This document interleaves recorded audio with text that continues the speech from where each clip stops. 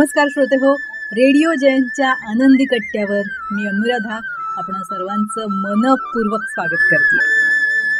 श्रोते हो, हल्ली आपल्याला एक चित्र अगदी सर्रास दिसतं, ते म्हणजे कुणाला कितीही वेळ मिळू देत ती व्यक्ती कायम बिझी असते. आता तुम्ही म्हणाल वेळ आहे आणि व्यक्ती बिझी आहे असं कसं? अहो असतेच बिझी, कारण एका हाताच्या तळव्यावर असतो मोबाईल, दुसऱ्या हाताच्या बोटांनी स्क्रोलिंग सुरू असतं आणि डोळे, मन, बुद्धी सगळं त्या मोबाईलमध्ये असतं. या मोबाईलमुळे झालं आहे काय की आपण एकमेकांशी संवाद साधायलाच विसरून गेलो आहे.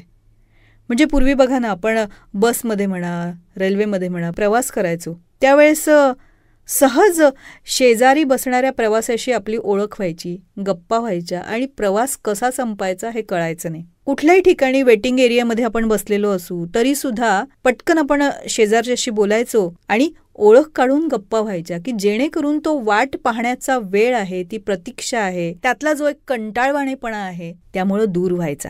पण आता या परस्पराशी संवाद साधण्याच्या ऐवजी त्याची जागा घेतली आहे या छोट्याशा हाताच्या तळव्यावर मावणाऱ्या मोबाईलनं. आणि खरोखरच आपले संवाद हरवलेत या मोबाईलमुळे.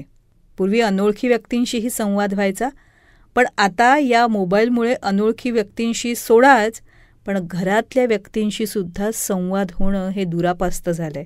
त्यामुळं आता एकमेकांशी बोलायला संवाद हे शोधावे लागतात, शब्द शोधावे लागतात, तेव्हा कुठे आपण एकमेकांशी संवाद साधू शकतोय.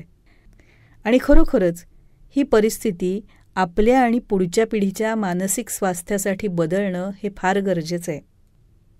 याचविषयी एक पोस्ट वाचनात आली, आजच्या आनंदी कट्ट्यावर ती तुमच्याशी शेअर करते. ऐकूया.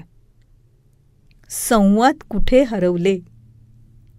बघा, इकडे तिकडे शोधून पाहिले, नाही कुठे सापडले. अरेच्चा, हे तर मोबाईलमध्ये जाऊन बसले. बोटांना काम मिळालं, तोंडाचं काम कमी झालं, शब्द मुके झाले, मोबाईलमध्ये लपून बसले. हाय करायला मोबाईल, बाय करायला मोबाईल, गुड मॉर्निंग करायला मोबाईल, गुड नाईट करायला मोबाईल, शुभेच्छांसाठी मोबाईल, भावपूर्ण श्रद्धांजलीसाठी सुद्धा मोबाईल, खरेदीसाठी मोबाईल, विक्रीसाठी मोबाईल, नाटक सिनेमाची तिकीटं, तसंच बस, ट्रेन, विमानाची तिकीटं सुद्धा मोबाईलवर. शाळेची फी, कॉलेजची फी ती सुद्धा मोबाईलवर. डॉक्टरांची फी सुद्धा मोबाईलवरच भरायची. आता वेळच नाही येत ना आता दुसऱ्यांशी बोलण्याची, बोलता बोलता चेहऱ्याचे भाव टिपण्याची.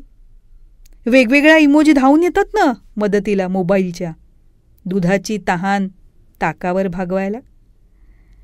आता कानांना शब्द सुखावत नाहीत, आता शब्द ओठावर येत नाहीत, आता शब्द कुणी जपूनच ठेवत नाहीत, आता कुठे शब्द मैफिलही भरत नाही. पण एक सांगू, मोबाईलवरच्या संवादाला अर्थ नाही, प्रत्यक्ष संवादातली मौज इथे नाही. आभासी जगातले संवादही आभासीच. अशा संवादाचा आनंद नाही हो मनाशी.